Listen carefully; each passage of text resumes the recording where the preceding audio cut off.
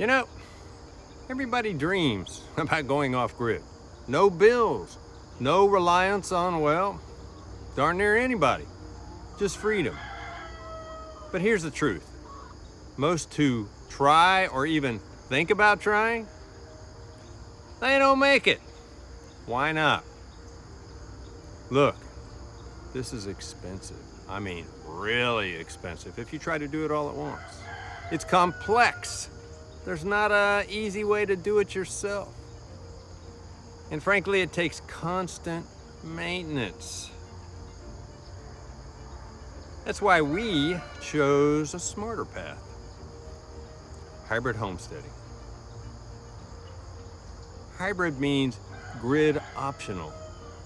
You use it when you want, ignore it when you don't. Think of it this way. It's 2 a.m. in the morning. Your batteries are dead. The freezer's packed with meat and vegetables.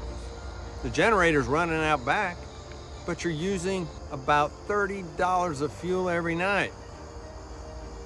Look, let's be real. These turnkey systems that completely take you off grid will cost you over $100,000 just to put the system in big enough where you can completely be off grid. If you do the math and you do the cost analysis, most of these systems collapse under scrutiny. But look, staying fully grid tied has its risks too.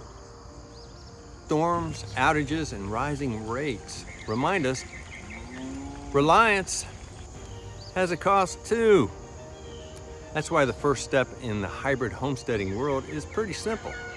Take a critical look at your systems and see if you can go off grid. On our farm, we looked at heating, cooling, freezers, and refrigerators. Those are all non-negotiable. We had to have those. But lights and extras, they can stay grid tied, but the essentials need absolute independence. And that's where most people get stuck until they realize there's a third option. Let's break it down. You've got on-grid. It's reliable, but you're stuck with rising costs and, well, you basically have no control if things go down. You've got off-grid.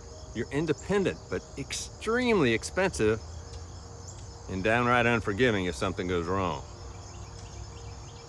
Hybrid. Your system basically consists of solar panels, batteries, and a generator, plus the grid. You pick the best option for every season. It's not just grid versus off-grid, but there's a third choice. Hybrid equals freedom. It's not a compromise, it's flexibility. Here's how it works for us. On sunny days, we produce a lot more power than we need. In the winter or during long storms, we lean on the grid if necessary. And if both fail, well, the generator is there as a backup. We didn't start with one perfect system.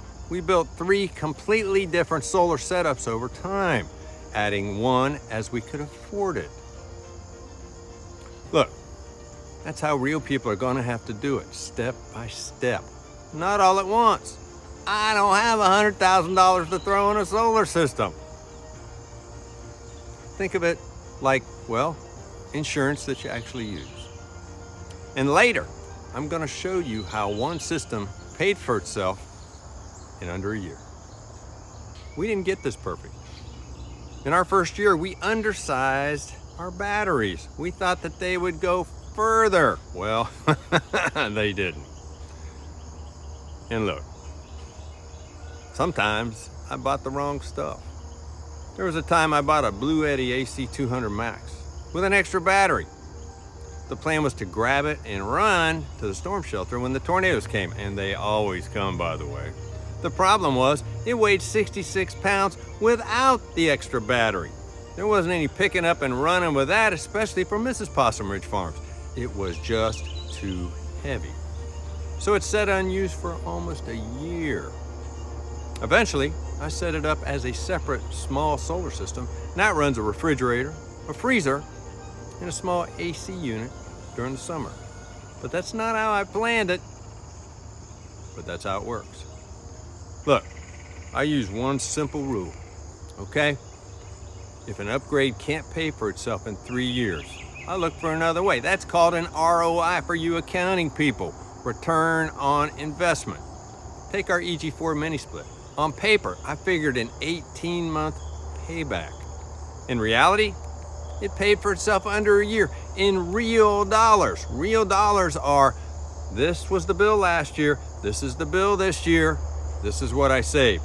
Look, hybrid helps you invest smart and learn from your mistakes, and not to mention recover faster when you screw up. So look, here's how you decide what's best for you. If you live in a remote area and fuel is scarce, go completely off grid. That's a no-brainer. But if you have a stable grid and relatively low electric rates, stay on the grid with a small backup. But if you want resilience without going broke, hybrid homesteading is your answer. Look, here's what it looks like for us. We have a generator. It's tractor mounted, PTO driven, and it can run the entire house for days if we need it. At night in the winter, we heat with wood, and during the day, the mini splits heat the house. But you know something?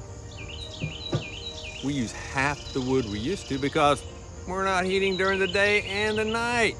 The mini grids are all solar powered. Seems like a pretty easy thing. So every major system in our home has a backup.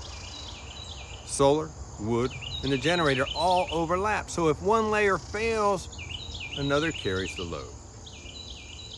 So, Farmer Bob, that's just too much work. Well, it's not too much work. It's insurance. Resilience isn't about one perfect system. It's about layers. Hybrid homesteading isn't about perfection. It's about resilience. Power when you need it, and peace of mind when you don't. Let me know in the comments if you could only take one system off grid first. What would it be?